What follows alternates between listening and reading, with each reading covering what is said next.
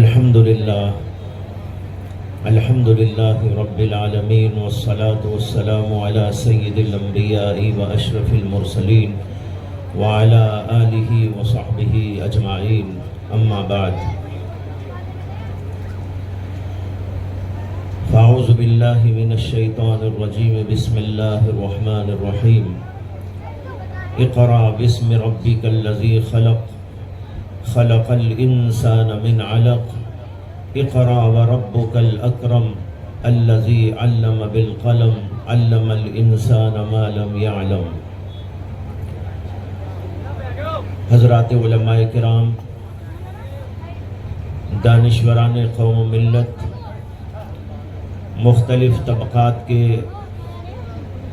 ذمہ دار احباب اور میرے بھائی اور دوستو، آج ہم سب کے لیے بہت ہی خوشی اور مسرت کا دن ہے کہ آپ کے اس علاقے میں شیخ الہند کے نام پر لڑکیوں کا ایک ادارہ دینی تعلیم کے ساتھ دنیاوی تعلیم کے نظم کے ساتھ قائم کیے جانے کا ارادہ کیا ہے، اور اس کا سنگ بنیاد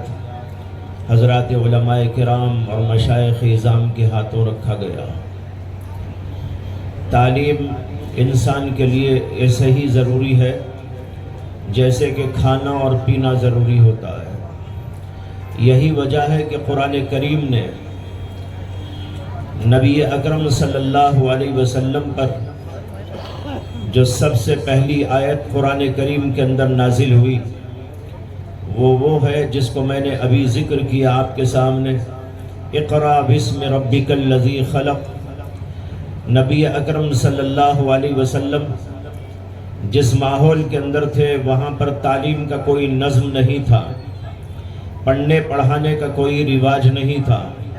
نہ کوئی مدرسہ تھا، نہ کوئی اسکول تھا، نہ کوئی کالج۔ اس ماحول میں اللہ کے نبی علیہ السلام تشریف لائے، اور وہاں سب سے پہلی وحی جو اللہ کے نبی علیہ السلام پر نازل ہوئی ہے وہ یہ ہے، اقرا، پڑھو۔ یعنی ہمارا دین سب سے پہلے پڑھنے کی تعلیم دیتا ہے۔ اللہ کے نبی صلی اللہ علیہ وسلم پر سب سے پہلے یہی حکم نازل ہوا، پڑھو۔ معلوم ہوا کہ پڑھنے سے اس دین کی ابتدا ہے، پڑھنے سے مسلمان کی ابتدا ہے، پڑھنے سے انسانیت کی ابتدا ہے، پڑھنے سے ہماری تہذیب کی ابتدا ہے، پڑھنے سے ہمارے اخلاق کی ابتدا ہے۔ تمام چیزیں آ کر یہیں پر مرکز بناتی ہیں، یعنی علم کے پاس، کہ علم اگر ہے تو ہمارے پاس اخلاق ہے، علم اگر ہمارے پاس میں موجود ہے تو ہمارے پاس تہذیب ہے، علم ہمارے پاس موجود ہے تو ہمارے پاس دین ہے، علم ہمارے پاس موجود ہے تو ہمارے پاس دنیا بھی۔ یہاں پر دیکھیے اللہ نے یہ فرمایا پڑھو، یہ نہیں فرمایا کہ کیا پڑھو، اس کو محذوف کر دیا۔ کیا پڑھنا چاہیے اللہ نے اس کو ہمارے اوپر چھوڑ دیا۔ ہر مفید چیز، تمہاری ضرورت کی ہر چیز جو تم چاہو پڑھ سکتے ہو، لیکن ایک بات کا خیال رکھنا، اقرأ باسم ربک، اللہ کے نام کے ساتھ میں پڑھو، اللہ کو بھلا کر نہ پڑھو۔ سائنس پڑھو، ٹیکنالوجی پڑھو، تاریخ پڑھو، دنیا بھر کے علوم و فنون پڑھو اور ساری تحقیقات کرو، نئے نئے انکشافات کرو، لیکن ایک بات کا خیال رکھنا، اللہ کے نام کو چھوڑ کر نہیں بلکہ اللہ کے نام کے ساتھ پڑھو۔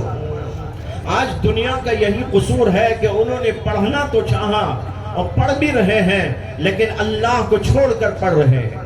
اللہ کو چھوڑ کر نہیں، اللہ کو مان کر، اللہ کی باتوں کو مان کر، اللہ کے دین کو مان کر، اللہ کے بتائے ہوئے حقائق کو لے کر اگر کوئی پڑھتا ہے، یہ سائنس اس کے لیے معرفت کی راہ پیدا کرتی ہے۔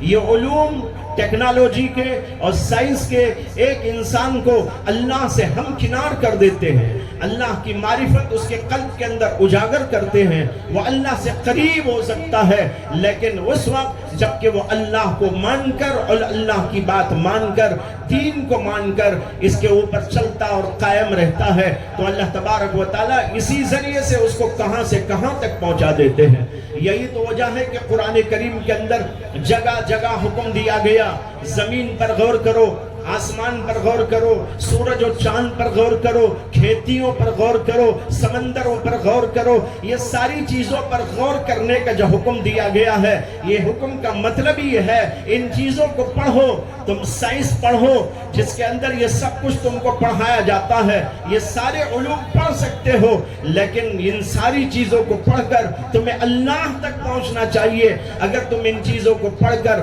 اللہ تک نہیں پہنچے، نہ تمہارے اخلاق صحیح ہوئے، نہ تمہارے اندر دیانتداری پیدا ہوئی، نہ تمہارے اندر بہترین چیزیں اور اعمال پیدا ہوئے، اور تم اللہ سے روٹ کر دنیا کی زندگی گزارتے رہے، اس سے کوئی فائدہ نہیں ہوگا۔ فائدہ اس وقت میں ہوگا جب ان علوم اور فنون کے ذریعے اللہ کی پہچان اور معرفت اپنے اندر پیدا کرے گا۔ بھائیوں بزرگوں،